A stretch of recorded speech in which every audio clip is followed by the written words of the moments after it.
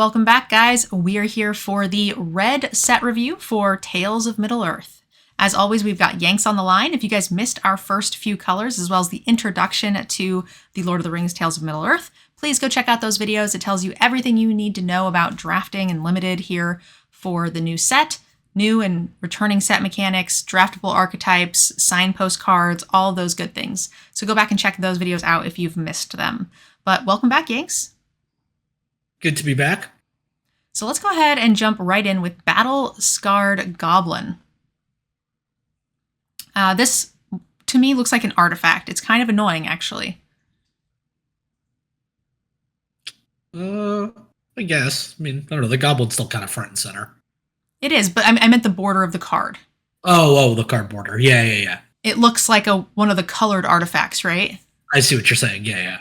Well, the art's dope. I don't care about that. Yeah. It's just the weird, fuzzy, fadey art thing on the borders. But anyway, we've got a 2-mana 2/2 that whenever the goblin becomes blocked, it deals 1 damage to each blocking creature, which is actually really nice because sometimes you want to block with a 2/1 or block with 2 1/1s, and it deals that damage in response to the block, so the damage never goes through.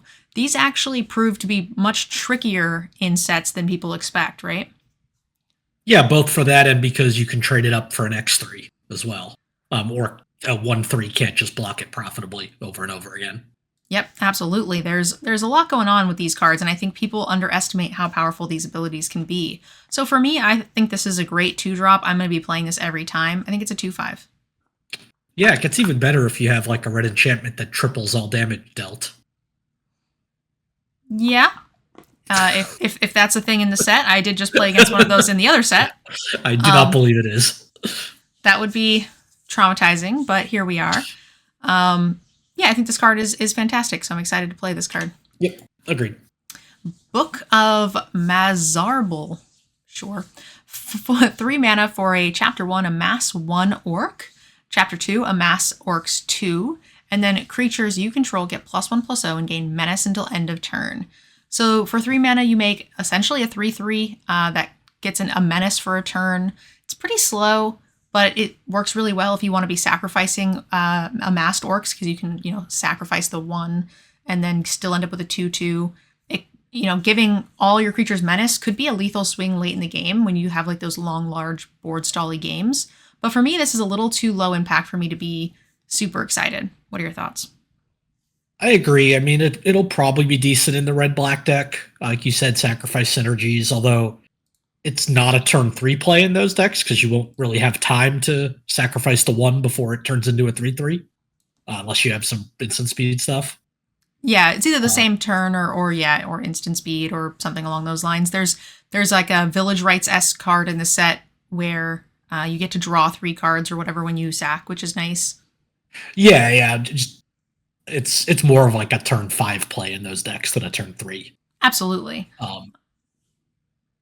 The card's okay, but you're right. It is slow, and I guess if you're going wide, Chapter 3 is pretty good, but yeah, it'll be good for the long board stalls. It's a little slow on curve for what red typically wants to be doing, but I think it's fine. It's probably like a 2 for me.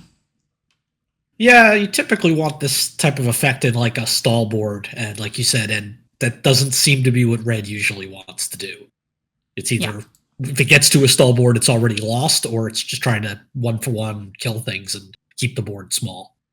Absolutely. So you like the 2 rating? Like it as a 2, yeah. Okay, let's keep it going. We've got Breaking of Fellowship. 2 mana for a sorcery. Target creature an opponent controls deals damage equal to its power to another target creature that player controls. The ring tempts you. This is like a green fight. I mean, we see these sometimes, like, it's been a while, I think, but we've definitely seen red do this from time to time, especially with, like, a specific, what was it? Is it Knights? Like, Knights had a punch card that did something similar to this at one point in Eldraine? Well, the one kind of difference in red versions of this, right, is it's always 2 creatures that your opponents control doing it to each other. Or doing it one to the other. It's not your creatures. Yes. Okay. Yeah, I actually misread this, but you're right. I have seen red do those before where creatures are all dealing damage to each other. I did misread this, and I thought it was more like the Knights triggered one, where a Knight could deal the damage. But yeah, this is okay. It's usually a 1-for-1, but the problem is it usually gets their worst creature, their second best creature, I should say. Yep. But it also has the upside of sometimes being able to 2-for-1 them. So it's kind of nice. I think it's probably worth running. Well, this one can't because it's a bite, but using their creatures. So sometimes they are also a fight. Yes. So this card is a mix of 3 different versions of cards we've seen in the past. Yes. It does seem like it's the worst of both sides. Agreed. Okay. I could not wrap my head around what this card wanted to be doing. But the ring tempts you. So it's like 0.5 right there. And always, there's no upside to 2-for-1 them like you normally get to with this card. So that's disappointing. So I'm just gonna say this is it's a 2. If you're short on removal, it's fine, but I'm gonna cut it most of the time. I think I'm a little higher on it. That's a 2/5 for me. But again, it's not. They're better. There hopefully is better removal in red. And it's another cool flavor card. I mean, it's the 3rd time we've seen a card depicting the moment when Boromir tries to take the ring or its aftermath from Frodo. You're right. It is interesting. The moment when the Fellowship of the Ring, the 9, kind of literally broke and split and parted ways. All right, next card, Cast into the Fire. 2 mana for an instant, choose 1. Cast into the Fire deals 1 damage to each of up to 2 creatures. Or exile target artifact. We'll see if the artifact thing is super relevant in the set, but I mean, 1 damage to 2 different creatures seems like it could be useful. There's a fair number of 1/1s and soldiers. And it helps clean up damage for combat if you're running 1/3s and stuff and you want to do the bounce thing where you attack them, get them to block, and you get to kind of trick them into a few extra points of damage. I think it's playable. Yeah, I'm usually willing to put a card like this in my deck. Just kind of having a free way to put artifact destruction in the deck is nice. Yeah. This is probably the most underwhelming card from a flavor standpoint. This is the pinnacle of the entire movie series and book series, and it's a 2-mana common that deals 1. It deals 2. I mean, still, it's this feels like this should be a big moment story-wise, and it's ping you? Ping your things? Yeah, it doesn't even go face. Yeah, yeah. I mean, the exile target artifact makes sense.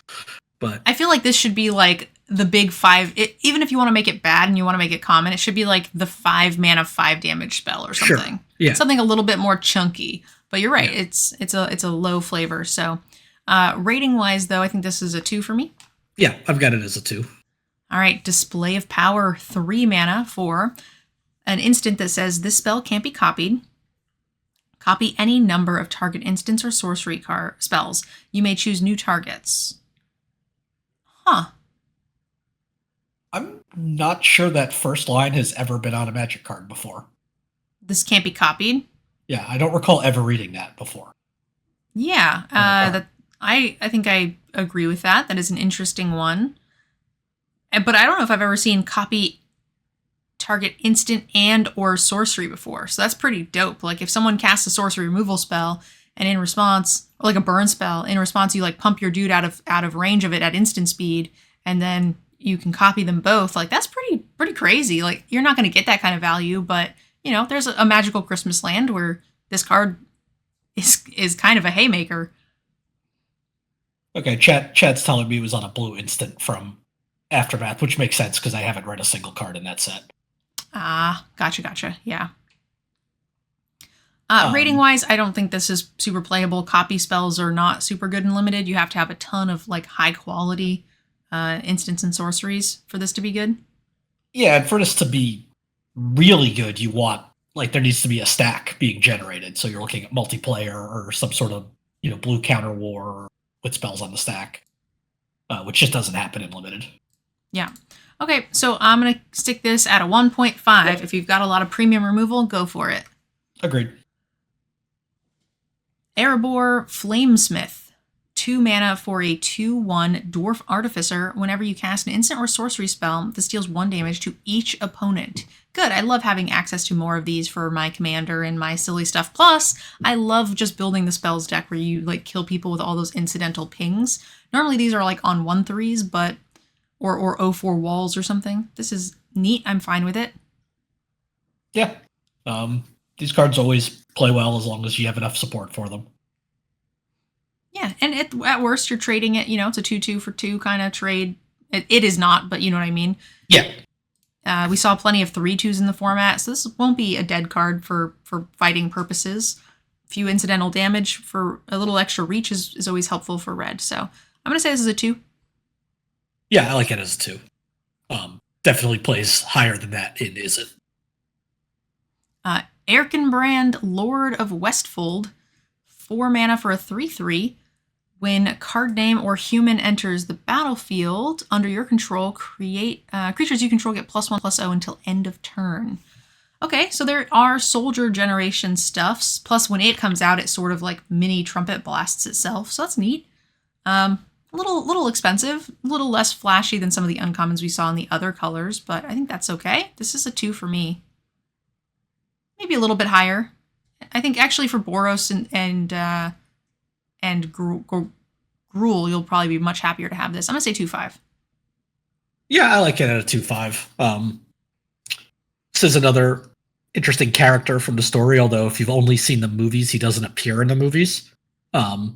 He in Two Towers, when you see the Gandalf and the Rohirrim ride down to rescue everybody at the Battle of Helm's Deep, they're led by Eomer in the movies, but it's led by Erkenbrand in the books.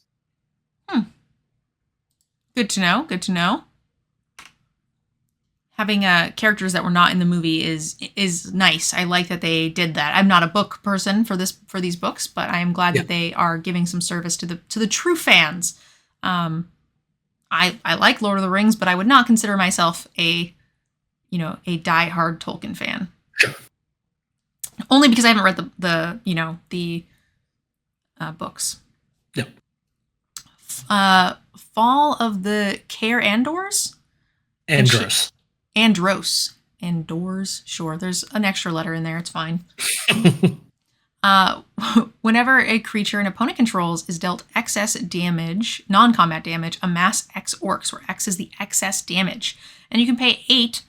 Fall of the Cair Andros deals 7 damage to target creature, and that's repeatable, which is neat, but very expensive. So if you've got some like bolts and stuff, this thing can be really cool. It only costs 3 mana, so we'll see what the red removal looks like, but I think this is kind of neat. I feel like this card is very good. I'm just trying to figure out what red deck really wants it.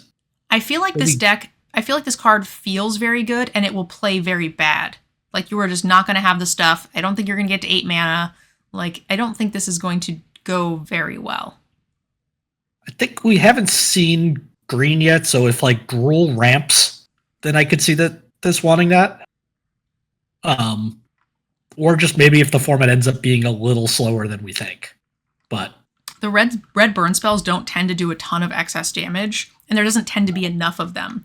I think where this card will be good is the like Gruul fight spells, because that is non-combat damage and it's higher amounts of damage in the than what your red burn spells are typically going to do. They do less damage, and plus you don't want to like kill small things with them. But the nice thing is your 5/5 can fight their 5/5 and you get max like value usually, so the fights are fine. I mean, now that being said, this card does offer inevitability. Like, if you are not almost dead by the time you get to 8 mana, you're almost certainly going to win the game. Yes, but I don't think I'm willing to do that unless I have at least a few ways to trigger it otherwise. Yeah, I agree. I think you want to do that. I agree with that. Because then it's just an 8 mana removal spell, and that you're just going to be dead drawing that like a lot of times. Yeah. So rating wise, I think if you've got the red to do it, you'll know. But for the most part, I think the average deck is not going to be interested. I'm going to give this card a 2. And it has the ability to be like a 4. I think I'm going to give it probably a 2/5. I think I'm going to play this in almost every red deck except maybe really aggressive Boros. And maybe that's wrong, but I feel like just the inevitability is so valuable for red. It's just a dead card for so long. You really think enough games are going to get to 8 where you don't die by just like having basically mulliganed for the first I think we're going to see turns? I think we're going to see more of it than usual because the set feels relatively flat power. Like we're not seeing bombs that just end the game very much. We see a lot of low power creatures. So I don't necessarily think this is going to be that fast. Okay. But we'll Fear, Fire, Foes. X and red. Damage can't be prevented this turn. Fear, Fire, and Foes deals X damage to target creature and 1 damage to each other creature with the same controller. That seems dope. This is amazing. Yeah. It's just a 4. This card's a 4. All right. Fiery Inscription. 3 mana for an enchantment. When it enters the battlefield and the ring tempts you, whenever you cast an instant or sorcery spell, this deals 2 damage to each opponent. That's pretty cool. There's a Spells Matter deck that wants to have a lot of this, and you get to, the ring tempts you, gets you some decent value in legendary creatures, and you got to have a fair number of instants and sorceries to want this, but it's probably fine in any deck. Yeah, I think for 3 mana, you're going to get, in almost any red deck, at least 4 or 6 damage off of this, unless you're drawing it really late where you don't have cards. Yeah. And I'm pretty happy with that, plus the free tempt. Yep, absolutely. So rating-wise, I think it's a little low impact. I don't love 3 mana do nothing and then draw into stuff and get like free face shocks to the face. I feel like that puts you down a fair amount of cardboard, but like I'm still playing it, so I'm gonna give it a 2. Yeah, I think I've got it at probably a 2.5. May I read the flavor text? Absolutely. Ashnag dur batuluk, Ashnag gin batul, Ashnag thra katuluk, Akbor zoom ishi krim patul. You're a freaking dweeb. Oh my god. Which most people will know as one ring to rule them all, 1 ring to find them, 1 ring to bring them all, and in the darkness bind them. God, you're such a dweeb. Oh my gosh. Okay, up there. Yep. You what? Yep. Uh-huh. Was that the one you said you were practicing? Yes. Excellent. Okay. So you are giving it, you said the 2.5? Yes. Okay. Orc of Orthanic. We have a 4 mana sorcery, destroy target artifact or land creatures without flying. Can't block this turn. It's interesting. Sometimes you want one of these as like a 23rd playable card to like end the game. I tend to do this when I've got really aggressive decks that have trouble finishing and you're just like, oh, you're at 5, you're so close, but now you've stabilized and there is not a damn thing I can do about it. But for the most part, I'm still trying not to run this card. I feel like we used to see this card in like every single set, and then recently we haven't been seeing it. Because Wizards stopped making cards that were unplayable.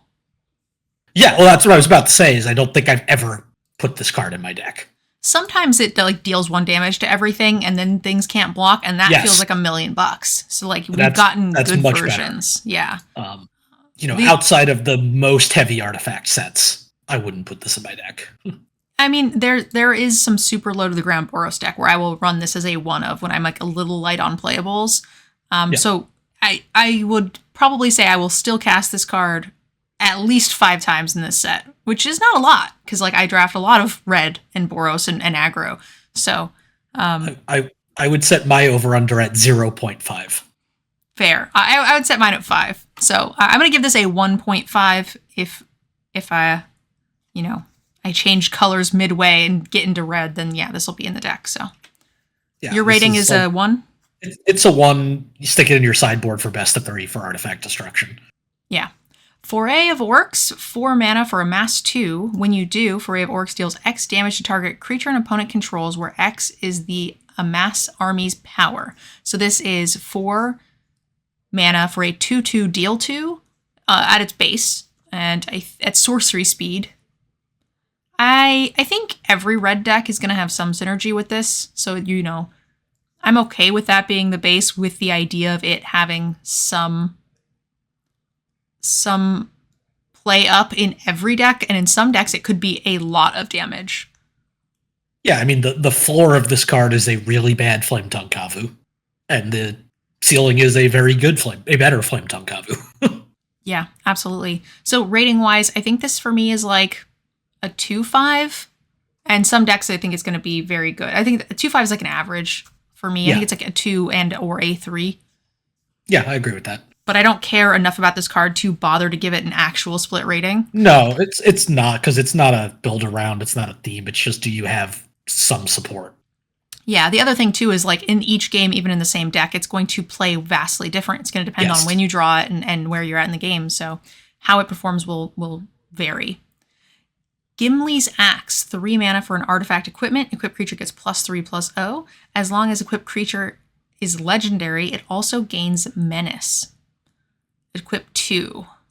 Equip 2 is not too bad, +3/+0. I mean, those are a little not exciting for me. If it's very often getting menace, then maybe, but I still think this is a card I'm not looking to pick up. Yeah, I'm with you. I'm glad they made this card. I'm glad they made Gimli's Axe, although the fact that there's no flavor text that just says "End my axe" is disappointing. Yeah. But yeah, if you have enough, I can see this in Boros, just because sometimes if you can turn your 2/1 into a 5/1 repeatedly, you actually can get some value out of bad, cheap creatures late in the game. But outside of that sort of deck, I don't think I'm going to play it. Boros also has a ton of like white soldier generation, little tokens. Yep. And then anytime you have tokens, if you can give them +3/+0, you feel pretty happy. Agreed. All right. Rating wise, I'm going to say it's a 2. Yeah, I think it's a 2. Gimli's Fury, 2 mana for an instant. Target creature gets +2/+0 until end of turn. If it's a legendary, it also gains trample until end of turn. It's just a worse run amok. What the heck? I thought we were like beefing up this set. I'm sorry, I'm having trouble comprehending the phrase "worse run amok." Well, run amok is good, you see. No, and this is that's where I'm missing this. This is not as good. I'm still gonna play this card, but I just want run amok. Yeah, I'm probably never playing this card, but I will probably die to it. 2, said Gimli. Love it. He's rating the card. Mm-hmm. Love it. Okay, rating wise, I'm gonna give it a 2. It's playable for me. If you guys have a 23rd playable card room, but feel free to cut it. You think it's a 1, I'm guessing? No, I mean, it's not unplayable. I'm just trying my best to not play it. It's like a 1/5. A 1/5? Okay, fair enough. Gimli's Counter of Kills. This is a legendary dwarf warrior, so 4/3. Trample. Whenever a creature an opponent controls dies, Gimli Counter of Kills deals 1 damage to that creature's controller. That's kind of neat. Oh, I like that. That stacks real well. I've seen those oftentimes in like Golgari colors. Like there was an archer in one of the core sets that anytime a creature died, it deals a thing, sort of like a Blood Artist ability. But that's so flavorful with Gimli's Kills. I love it. Yeah, and I mean, it's spoiler for future set reviews. We have Legolas Counter of Kills as well. Nice. Which is great, showing the duel between the two of them. Yeah, absolutely. Rating wise, I think it's okay. A 4/3 for 3 that gives you a little extra reach and does some stuff, especially in a set in a color that wants to make some tokens and do some extra stuff with those things. Yeah, I think that's fine. I think it's like a 2/5. Yeah, that's where I've got it as well. Gloin Dwarf Emissary, 3 mana for a 3/3. Whenever you cast a historic spell, create a treasure token. This ability triggers only once each turn. You can sacrifice a treasure, goad target creature. That is a commander word. Yeah, it is. Interesting. Why is this in this set and not just like in the commander decks? It's a very good question. That said, I'm happy with the first ability and want to play it anyway. Yes, you're going to have plenty of historic spells in this deck, just with all the uncommon legendaries running around, their sagas. And 3/3s for 3 that are not in green typically make the cut just because they're like usually above stats for what those colors want to be or can be doing at the time. Yeah, and I mean, Goad, not that we've seen it before in non-multiplayer play, it's a powerful ability. Yeah, absolutely. I guess we've seen the same thing in Provoke. It just, that's a single player ability. Rating wise, I think this card is fantastic. I love making free treasures. So for me, this is like a 3/5. Yeah, I think I like it at a 3/5. Just the sort of free ramp is just so nice. Yeah. Now, if you have no legendary or historic spells in your deck, then you're looking closer to a 2. But, yeah. I mean, just a couple. You get 1 or 2 treasures off that. That can be game-changing early. Goblin Fire Leaper. 2 mana for a 1/1 Goblin Warrior. 2 mana, Goblin Fire Leaper gets +1/+0 until end of turn. When it deals combat damage to... when it dies, it deals damage equal to its power to target creature and opponent controls. Very tricksy.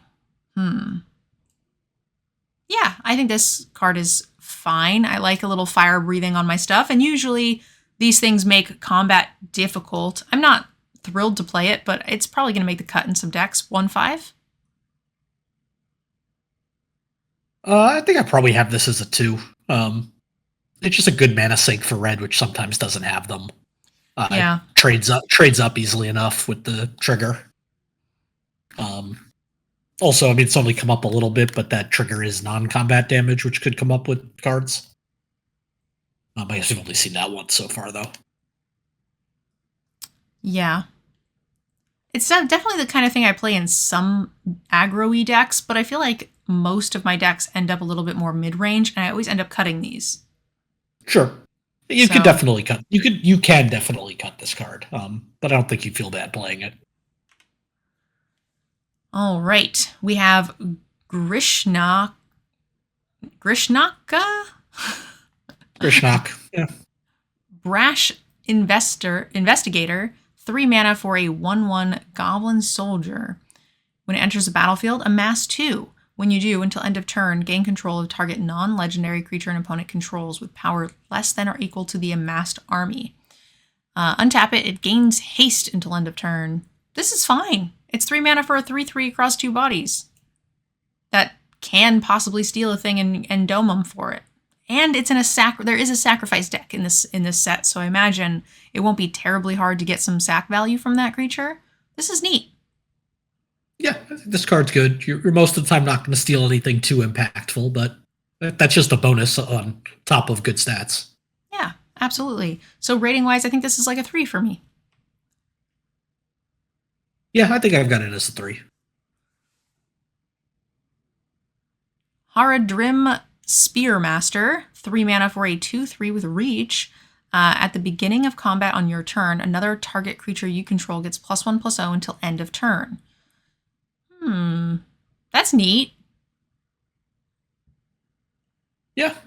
These cards that pump other things like for attacking or on your attack phase without having to attack themselves are always good. I like that it doesn't have to attack all on its own either. So rating wise, I'm thinking this is a fine filler card. The fact that it has reach I like a lot. So I'm going to say this is like... Oh, the power creep's throwing me off. Like I want to say it's like a 3, but like realistically, everything is so stinking good. Maybe it's just a 2/5. I think I have it as a 2/5, although it is the set's leading candidate for sneaky reach. All right, Hugh the Entwood. We've got a sorcery. For 5 mana, you can sacrifice any number of lands. Reveal the top X cards of your library, where X is the number of lands sacrificed this way. Choose any number of artifacts and or land cards revealed this way. Put all non-land cards chosen this way onto the battlefield, and put all land cards chosen this way onto the battlefield tapped. Then put the rest on the bottom in a random order. Choose any number of artifacts and or lands. Okay. So this is unplayable.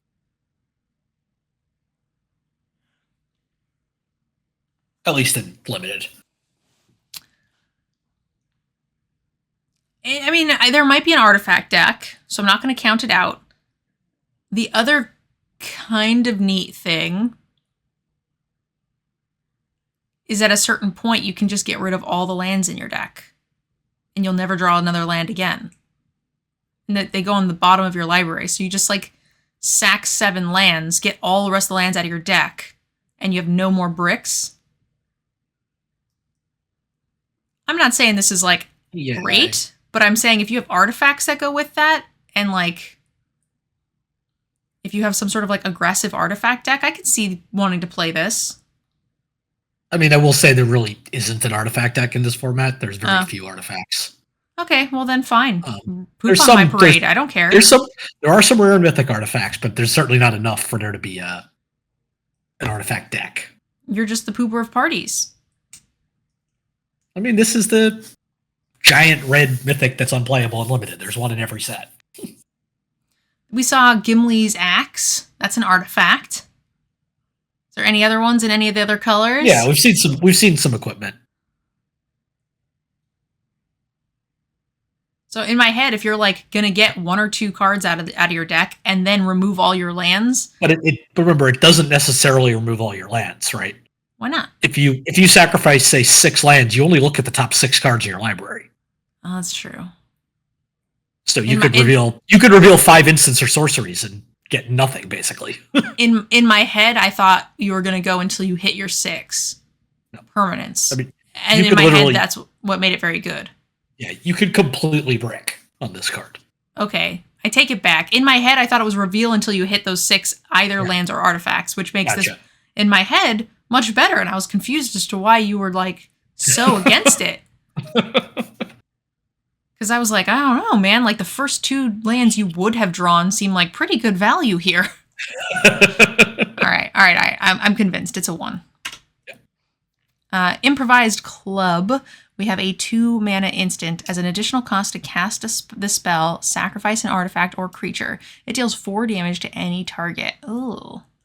Can't we just have lava coil? Why the fuck I gotta sacrifice a thing?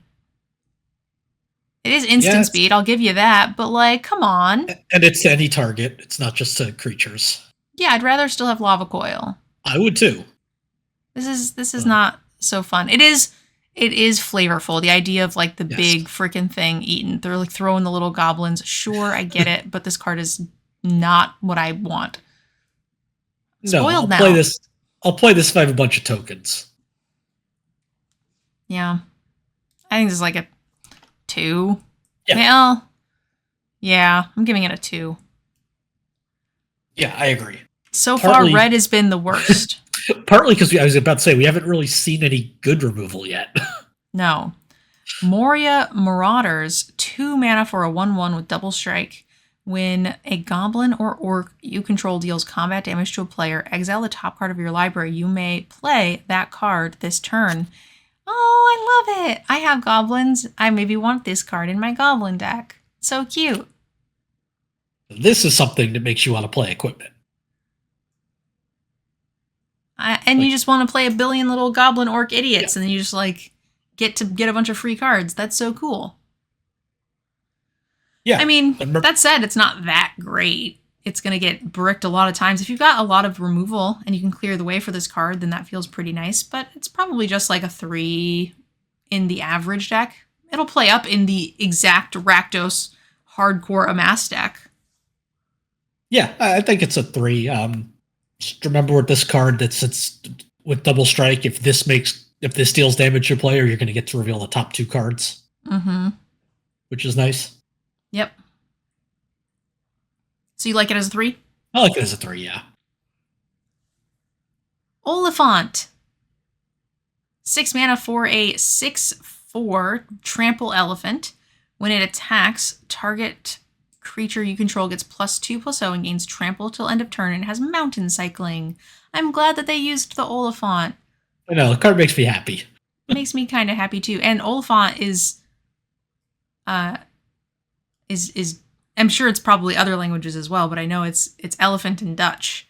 Oh, okay. Because my grandma had a little elephant statue when I was little, and that's what she told me. It was called an Oliphant. Nice. So that makes me happy too. I like the scene in the movies too. Everything's cool. Yeah. Anyway, it's got mountain cycling, so it's auto playable. It's got trample. It's a 6/4. It's got a lot less booty for an elephant than I would have expected, but yeah, I mean it's got those big tusks, so I guess more power. The toughness kind of makes sense. Those are scary. yeah. Still, usually when I think of an elephant, I think of the 3/5s that we always see. Yeah. But those don't have those big tusks. So I don't know. Maybe its butt is just where its face should be or whatever.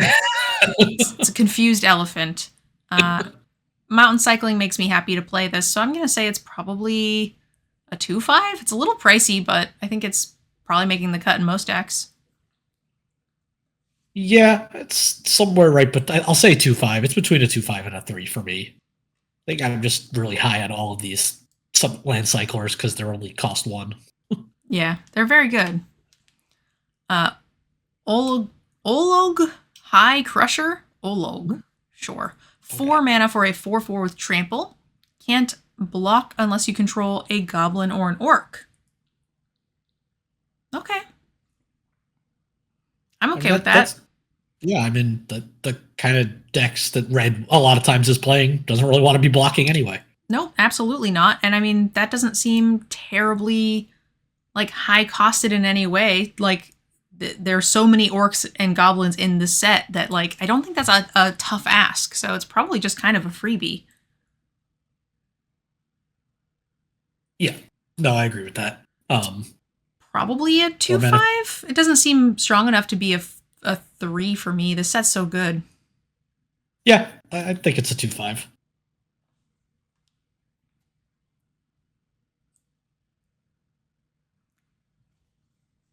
Someone in chat saying this seems kind of terrible. A 4 mana 4/4 with trample is just going to be okay, and this is worse.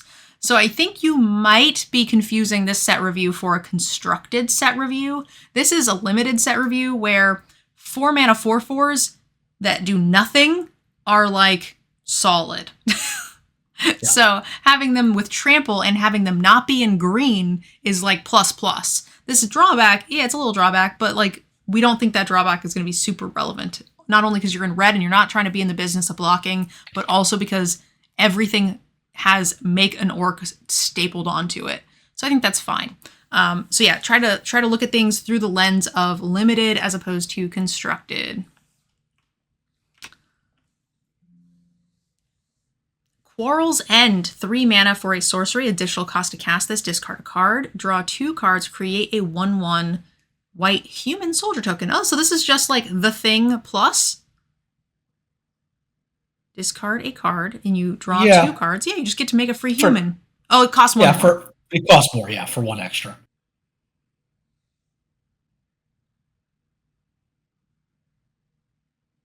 think I'm okay with that, though. Yeah, I'm also okay with that. These are fine 23rd playable cards. I don't usually like to have to run them, but because they're just card neutral usually. So for me, these are usually a 2. Yeah, right there. Rally at the Hornburg, 2 mana for a sorcery. Create 2 1/1 white human soldier creature tokens. Humans you control gain haste until end of turn. There's things that trigger when you make a human. Every time a human ETBs, you get +1/+0, right? Agreed. So this thing just trumpet blasts in addition. So there's some really good synergy there. Yeah, I mean, Raise the Alarm always got played, and yeah, that was at instant speed, but you mitigate some of that by giving them haste. Yeah, absolutely. Yeah, I think this card's pretty playable. I think this is a 2/5 at least, and then in some decks it's going to play very well. Yeah, I think it's a 2/5 kind of just on average, because you're right, some decks it'll play better. There could be some decks where just 2/1/1s, you don't really have a whole lot to do with them. Yeah. Someone in chat, the person from earlier is saying an X mana XX with a plus side is not good enough for limited these days. Holy shit, your decks must be insane. So you're only playing like 3/3s for 3 with vigilance and nothing lower than that? Like, wow. I'm down here in the mud slinging some real trash. Oh my god. I need to draft better cards, Yanks. Apparently. Ranger's Firebrand, 1 mana for a sorcery. Ranger's Firebrand deals 2 damage to any target. The ring tempts you. What? Yeah, sorcery speed shock with upside. Yeah, I'm here for it. I don't like that it's sorcery speed, but I'm totally down to trade that for the ring tempts you. That's awesome. It's going to trigger your legendary stuff matters. It's going to give you value on the ground. And like the sorcery speed, yeah, it sucks, but like more often than not, you're just taking like a dome to the head for like an extra 2. Sometimes it's like combat relevant, but like, yeah, ring tempts you, yay.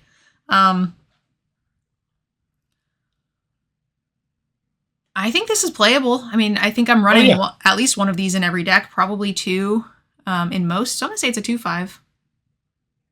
I'm a little higher on it. I think I've got it as a 3. It's a lot of small creatures in this set, so I think that's going to play better than usual. That's fair. This could be one of the cards that it's like the first one is a 3 and then they kind of get weaker as you go. They definitely get weaker in multiples. Relentless Rohirrim? Yep. 4 mana for a 4/3 human knight. When it enters a battlefield, the ring tempts you. It's fine. I want to be tempted, so I'm going to give you... It feels like one of the weaker things that we've seen, so like I kind of want to say it's just filler, like at a 2. Yeah, and I think we're again seeing a little bit of that clumping at the 4 mana slot that we saw in some of the earlier colors. So yeah, I'm with you at a 2 there. Rising of the Day, 3 mana for an enchantment. Creatures you control have haste. Legendary creatures you control get +1/+0. No thank you. Do not like. Yeah, it just doesn't do enough. Yeah, not a thing I'm trying to be doing for red decks. I don't want to spend a whole card on this. So I'm going to give this a 1. Yeah, I mean, if you look through your cards after pack 2 and you've got 8 legendaries already, you know, maybe you start thinking about this in pack 3, but that's probably about it. Yeah. Rohirrim Lancer, 1 mana for a 1/1 with menace. When it dies, the ring tempts you. That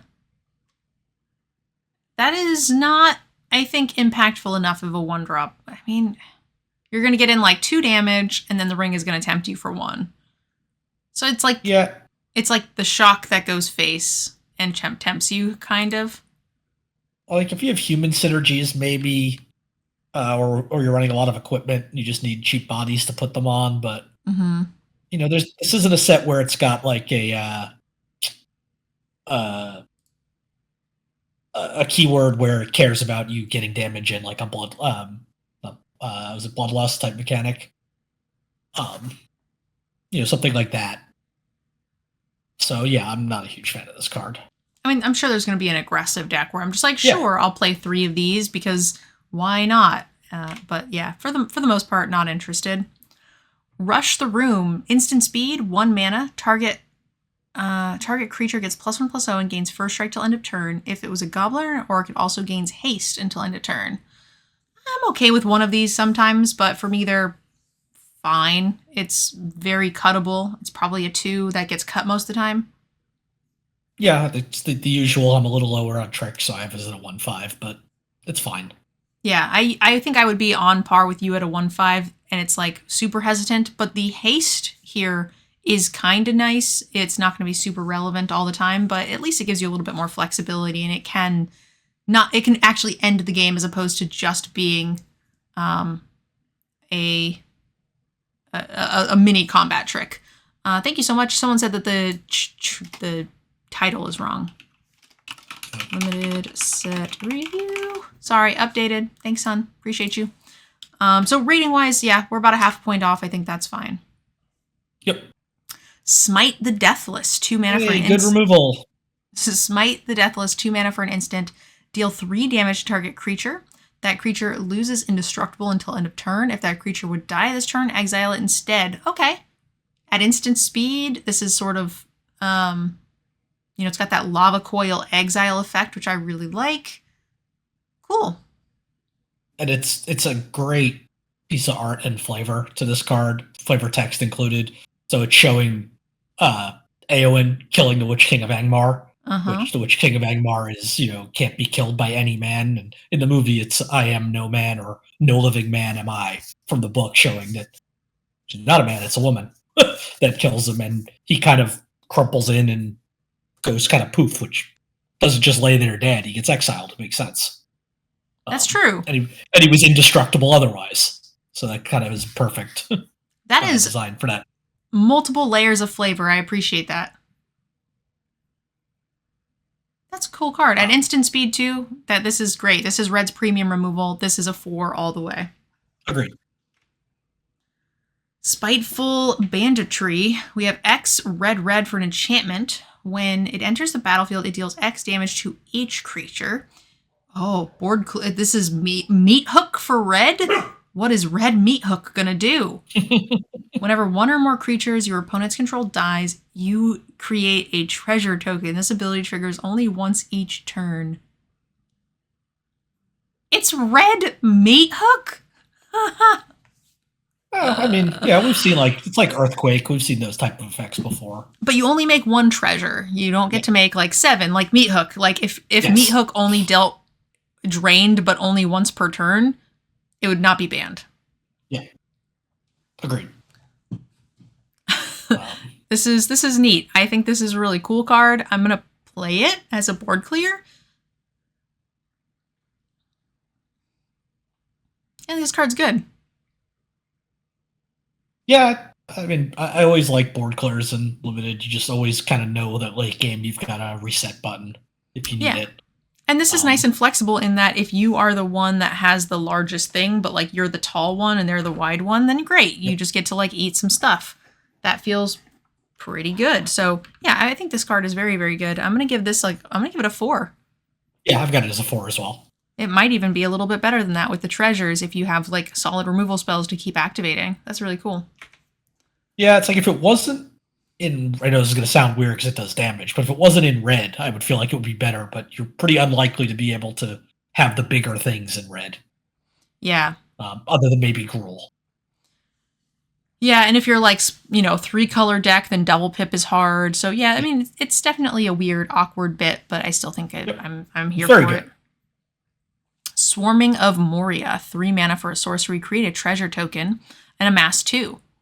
Yeah, that's fine. 3 mana for a treasure and a 2/2. That seems okay. 2 pieces of cardboard, essentially. Yeah, it's a... I feel like to splash or ramp, it's a little better. Otherwise, to me, it's probably just a 1/5 unless you've got a lot of amass synergies. I think I'm a little higher on it. I think the treasure tokens are going to be useful, and you're not paying that much for amass, and I think there is a lot of it in a lot of colors, so I think you're going to get some decent value from these 2/2s, and the set does seem to be a bit lower powered. Creatures seem to be smaller. Sure. So I'm okay for a 2/2. I think it's a little bit better valued than we normally see, and I'm probably just a little extra high on the treasure. Sure. So not high. I'm going to give it a 2, but I think it's fine. There and Back Again, 5 mana for a Saga Chapter 1, up to 1 target creature can't block for as long as you control.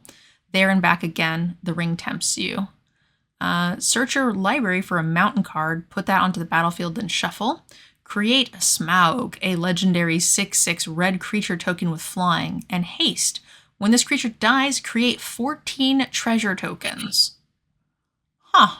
So the first 2 chapters are pretty mopey, but then it just makes a 6/6 haster that fills you with treasure. Yeah, I'm trying to think flavor-wise what chapter 1 is doing. I mean, chapter 2 makes sense, right? They get to the mountain. But Yeah, it's just a 5-mana 6/6 on delay. I can't wait to play the bat on 4, this on 5. They kill my dragon, stops them from killing them, and then I just sack all my treasures to kill them for 14 points of damage. Or for 28 points of damage. Now, one thing that's pretty cool with this card, to me, is it has given us the opportunity to define exactly how much a treasure is worth in terms of actual dollars. Why? So in Forbes magazine in 2012 did a list of the 15 wealthiest fictional characters, and Smaug was number 1. Okay. That's $62 billion. Okay, so each treasure is worth... Which adjusted for inflation is about $82 billion. So each treasure is about $5.86 billion. What Reddit forum did you read that on? Because please tell me you did not go and find and figure all that out yourself and nobody told it to you. I knew the Forbes thing. I had seen that article before, and it made me think of it. So you went and looked it up and calculated for inflation without... There's online inflation calculators. You just type the number in. You are the biggest dweeb. Like, I was fine with this snidbit, like, thinking that you got it from Reddit and whatever, and some super dweeb, but no, it was you? Oh my gosh. Took like 2 minutes. Wasn't hard. It took a whole lifetime of being a dweeb is what it took. I love you for it, but Jiminy Christmas. Rating wise, what do you think? This card's a 4. It's slow, but I mean, that's a scary creature, and especially with how small most of the set has been. Yeah, I agree. I think it's a 4. You're getting some reoccurring value. I might be willing to bump it up with just a smidge. It's leaving that big lasting effect on the board as well. So I might be closer to a 4 or 5 just because there haven't been any, right? Like this is one of the strongest things we're seeing. Something's got to be a 5 of the set. So I'm going to edge on a higher side. Obviously not great when you're behind, but that's fine. The set seems slow enough. Let's move on to War Beast of Gorgorath. 5 mana for a 5/4 beast. When it or another creature you control with power 4 or greater dies, amass 2. Oh, that's neat. That's a good ability. Yeah, we're starting to see one of these power 4 or greater matters cards that we talked a little bit about in the intro video. Not a huge amount of support in red for that. There's a few things, but I imagine since that's a Gruul theme, we'll see a lot of it in green. Well, there's like pump spells and stuff like that, like +3/+2 and +1 first strike. Like those things are going to die and you'll get some good value here. And also just the other color. If you're in Gruul, if you're wherever, I think you'll probably get some good value. Rating wise, I think it's okay on its own in a vacuum, even with like, let's say only 2 other things in the deck that would actually trigger it. I think it's okay. It replaces itself with a 2/2. So I'm here for it. I think that's like a 3. Yeah, I think I'm there for 3 on that. I think so. I like the ability of replacing it with a 2/2. That seems strong. Yeah, I think also the fact that we've seen this set be kind of small means the fact that it's only 4 toughness for 5 isn't as big of a drawback. Agreed. Most things are small, like 3s and stuff. Yeah. Aramir of the Rider Mark. 5 mana for a 5/4 with haste. It's a legendary human knight. When it attacks, if you control a creature with greater power among creatures, with the greatest power among creatures on the battlefield, create a 1/1 white human soldier token. And as we've seen, there's not a lot of things so far in the first 4 colors that have more than 5 power. So I think this card is going to trigger a lot more than you might think. And I think this card's great.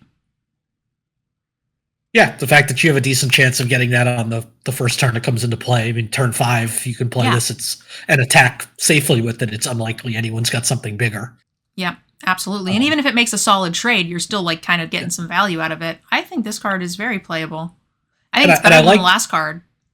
I also like that unlike a lot of these red token generators, the token isn't coming in tapped and attacking where it might just get eaten. Yeah, I agree with that. If you're, I feel like I want it tapped and attacking in constructed, and I want it not tapped and attacking in limited. Agreed. So, rating wise, I'm hesitant to give this a 3-5, but I think it's substantially better than the last card. So I'm kind of here for it. So yeah, that's where I have it. 3-5. All right. Aramir, Marshal of Rohan, 4 mana for a 4/4 human knight with haste. It's a legendary. Those are relevant. Whenever one or more other attacking legendary creatures you control die, untap all creatures you control. After this phase, there's an additional combat. This trigger happens only once each turn. Yeah, seems great. It's great stats, multiple combats. There's a world where you like attack and then you kill your own creature to attack again to kill them. Yeah, I mean, you're going to be wanting to attack with your ring bearer to get some triggers, so that even if that's got a bad attack, you're probably willing to take the trigger plus the extra combat step. Yeah, absolutely. So I think this card is good. Honestly, you have to have some synergy with it, so I'm hesitant to give it a 4. I think it's a 3-5 as well. I think it's a 3-5. It can be answered with no cost. Yeah. So yeah, I think it's a 3-5. Yeah. I think that's right where I want to be, and it has some ability to play up and be the all-star in your deck if you have legendary creatures, if you've got aggressive go wides and combat tricks. Like if you have that deck, then this is going to play awesome. And in the average deck, I'm just happy to have a 4/4 with haste in red. Yep. Cool. Rating wise, 3.5. I think that is the end of red, guys. Yanks, what do you think of red so far? Or what do you think of this? What do you think of red? Yeah, there you go. That's what I mean. We ended on a few good cards in a row, but overall it felt pretty weak.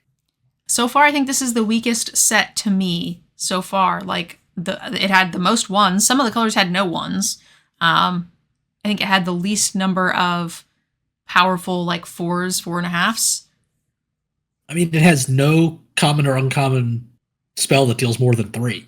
Yeah, like, there's usually a 5 damage spell somewhere in the set, even if it's not great. Like having an answer to a bigger creature is relevant. Now, this set does seem smaller, but you're still going to have to kill a big green thing.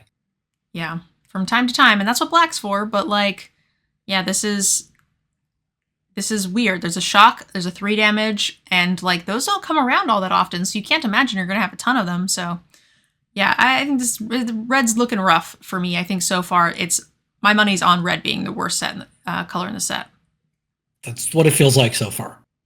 All right, guys, leave us a comment down below. Let me know what you think of red. Don't forget to go check out the introduction to Lord of the Rings Tales of Middle-earth if you missed it.